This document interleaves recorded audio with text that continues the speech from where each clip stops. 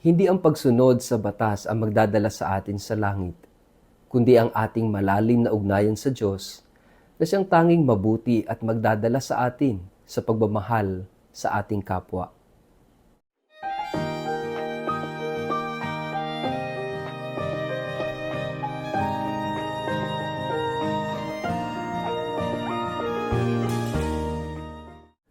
Ang mabuting balita ng Panginoon ayon kay San Mateo. May isa namang lalaking lumapit kay Jesus at nagtanong, "Guro, anong mabuting bagay ang dapat kong gawin upang makamtan ko ang buhay na walang hanggan?"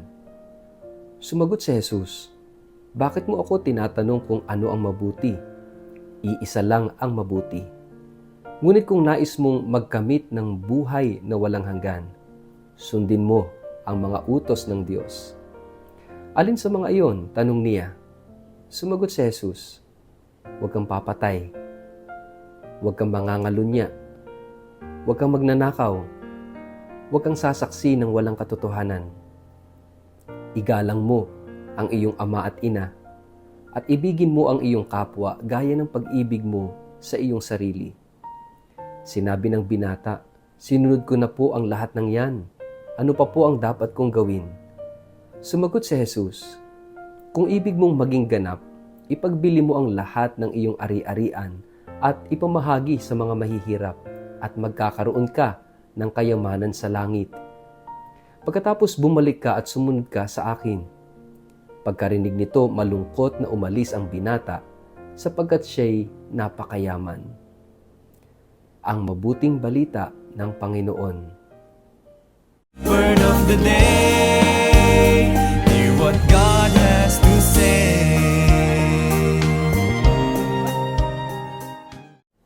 Mapagpalang araw po sa inyong lahat. Kumusta po kayo? Ang atin pong word of the day ay intimacy. Bago po tayo magpalalim sa atin pong reflection sa araw na ito, kayo po ay muli kong inaanyayahan na huwag kakalimutan mag-like, mag-follow at subscribe sa atin pong Facebook page at YouTube channel na Word of the Day.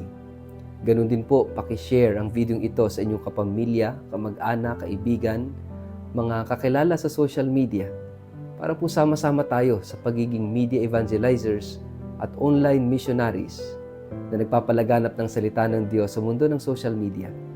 At kung kayo po ay nakikinig ng Word of the Day sa pamamagitan ng Radio Maria, mapagpalang araw po, mapagpalang pakikinig po sa inyong lahat. Mga kapatid, tayo ba'y meron ng malalim talagang ugnayan sa Diyos? Tayo ba'y naghahangad ng buhay na walang hanggan? Maganda yung gospel natin sa araw na ito. Itong isang binatang mayaman ay nagtanong kay Jesus. At ang tanong niya, paano magkakamit ng buhay na walang hanggan? Napakagandang katanungan. At sana tayo ngayon ay tinatanong din natin yan sa buhay natin. Hindi lang kung ano yung ating kakainin, anong iinumin, anong susuotin, o kaya naman ay anong gusto mga makamit sa buhay na ito.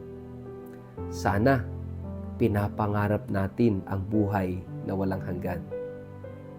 Kaya nga, ito'y isang mahalagang paalala sa ating lahat, mga kapatid, na sana gawin nating bahagi ng plano natin.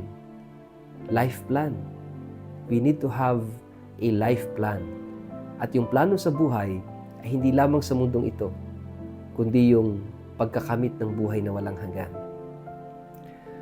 At dito sa ating gospel, sa diskurso ng ating Panginoon sa binatang mayaman na ito, dinala ni Jesus ang binata sa pagsunod sa kautusan. At sabi ng binatang ito, lahat ng yan ay ginagawa ko na mula pa nang ako'y bata. At ang tanong niya, kung meron pa bang dapat gawin, ano pa bang kulang? Ibang para sa binatang ito, dahil ginagawa niya at sinusunod niya itong utos mula na siya'y bata pa, ibang nandun yung sense of entitlement na karapat-dapat ako sa buhay na walang hanggan. Pero hinamon pa siya ni Jesus. Kung gusto mong maging ganap, Ipagbili mo yung iyong ari-arian at ipamigay mo sa mahihirap, sumunod ka sa akin. Gustong ituro ni Jesus sa mayamang binatang ito that eternal life is not about our human effort. Na dahil marami tayong naitulong, dahil marami tayong nagawa, mga naipatayong simbahan, o kaya naman ay natulungang tao sa ating charity works, o kaya naman ay naging masunurin tayo sa 10 utos ng Diyos. Pero hindi yun ang batayan Na dahil sa mga nagawang ito, dahil sa mga pagsunod na ito, ay makikita natin yung ating sarili na we are already entitled, no? Karapat-dapat na tayo sa buhay na walang hanggan. Itinuturo ng ating Panginoon na ang buhay na walang hanggan ay regalo ng Diyos. It's a God-given gift na hindi dahil magaling tayo, matulungin tayo, mabait tayo, kundi kusang ibinibigay ito ng Diyos sa atin. Regalo ng Diyos. Pero yung buhay na walang hanggan ay tungkol sa Diyos, tungkol sa pag-ibig ng Diyos.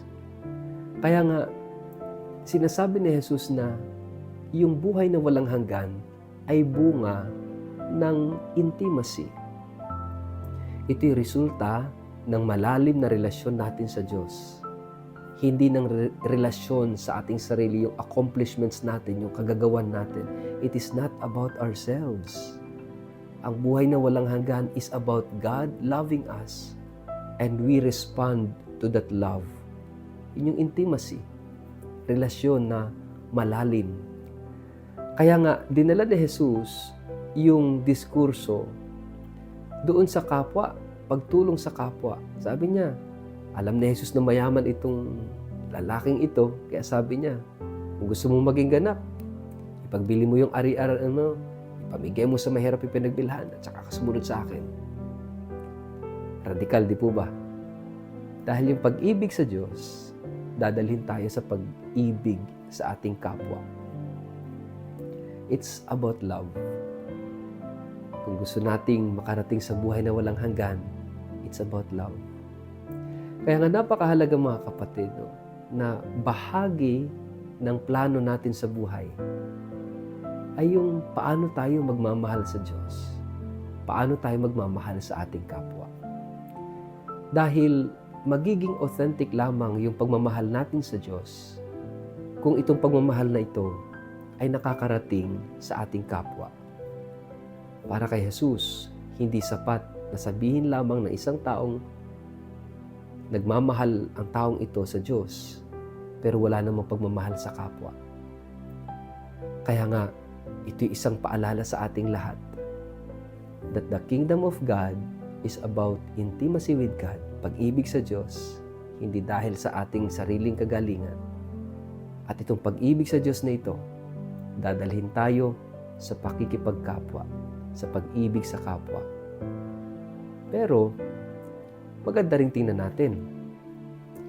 Hindi lahat ng tumutulong sa kapwa ay nagmamahal.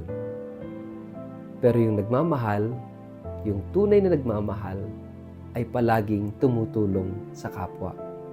Sabi nga, you can give without loving, but you cannot love without giving.